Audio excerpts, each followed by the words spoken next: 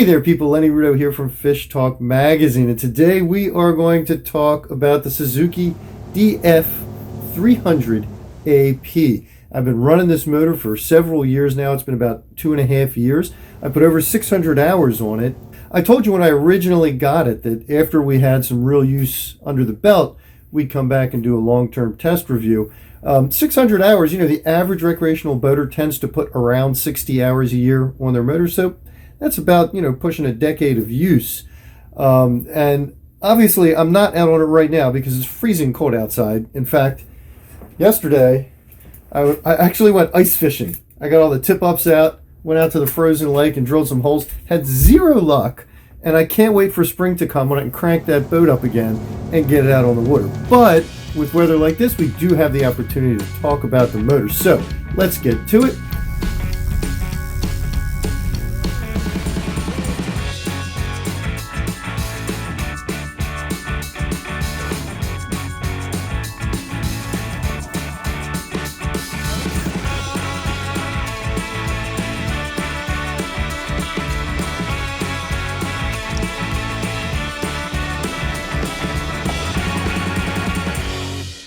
What have we got so far? How about reliability? Well, with that much use on the motor, I have lost exactly 0 fishing trips due to the motor. It's never left me stranded. Every time I turn the key, it starts. It's been perfect. So on the reliability count, thus far, it scores a perfect 10. What about performance? Well, when I first bought this boat, it's a Caymas 26HB. And 300 is the least amount of horsepower they will even think about putting on it. And the dealer told me it's not going to quite hit 50 with a 300. Light boat, perfect conditions. I've actually hit 52. So it's clearly got plenty of oomph. Real world numbers, you're usually talking with a full crew and fishing gear, something in the upper 40s for a top end, pushing 50 but not quite there on your average day. And for a cruise, upper 30s is reasonable. Sometimes I cruise at 40. Honestly, the weather is such, that most of the time I don't want to do that. It's too bumpy. I find that, the mid to upper 30s is sort of my normal cruising range. Now, nothing in this world is perfect. There have been 2 glitches so far with this motor, both very minor league. The first is when it was delivered, it actually came with a trim switch sensor that was a little fluky, and I had to push the button several times to get it to work. Never caused any real problem. It always did work, but I didn't like to have to click that button over and over again to get it to work. Second issue, it had a intermittent RPM drop of a couple hundred RPM for a while. Turns out that this is a ground issue. It's kind of a known thing. In both cases, they were fixed under warranty. Suzuki did it without batting an eye. And we should mention, Suzuki has an utterly spectacular warranty program.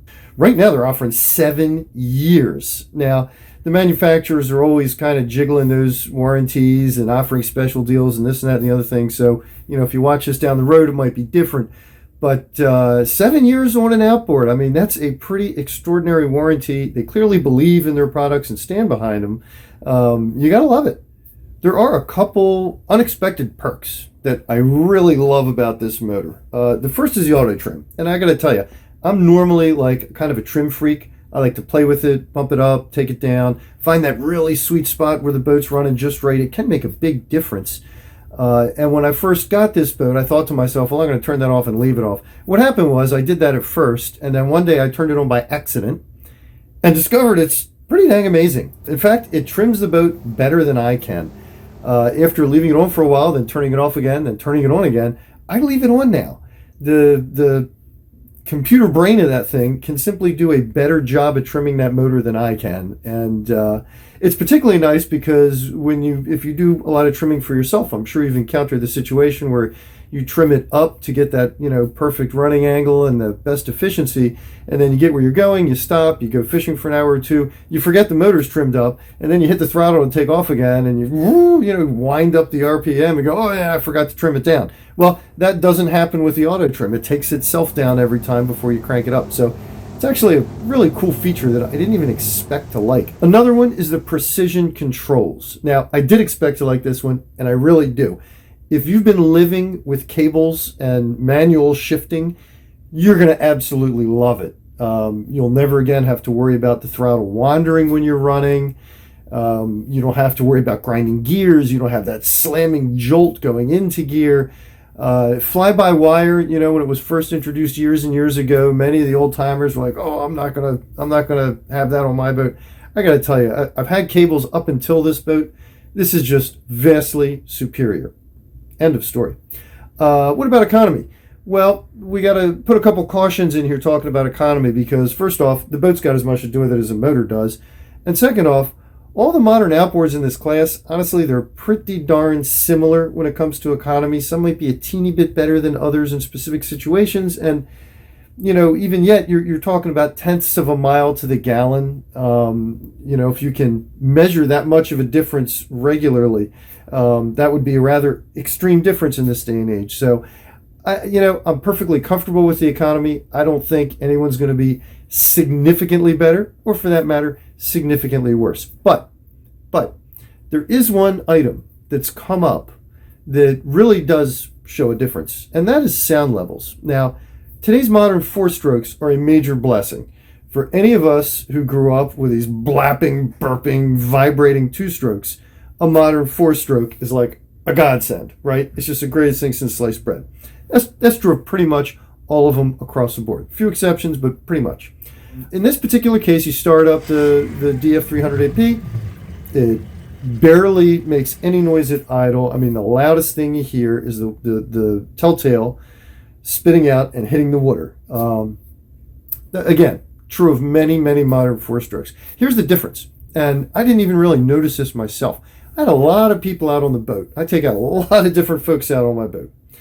And probably 4 or 5 times in the last year alone, I've had people who own a competitor's 300 say to me, "I can't believe how quiet this is when you're cruising." And I'm like, well, you know, it is what it is when you're cruising. It's not like an idle, but you know, it seems nice to me. But I'm not running these other outboards on a daily basis over and over again at cruising speed. The folks who do tell me regularly that the Suzuki is quieter. Bottom line, this motor's been utterly fantastic. I absolutely love it. I got no complaints. I give it 2 thumbs up. If I could, I'd give it 4 thumbs up. I really only have one wish when it comes to the DF300AP. I do wish that I could snap my fingers and turn it into a 400. Well, folks, I hope you found this video helpful. If so, don't forget to click and subscribe. And if you want more details about my experience with the Suzuki 300AP or the Caymas 26HB or a number of other boats, motors, fishing gear, tackle, fishing techniques, etc., just go to fishtalkmag.com, type whatever is of interest into the search box in the upper right, and see what pops up.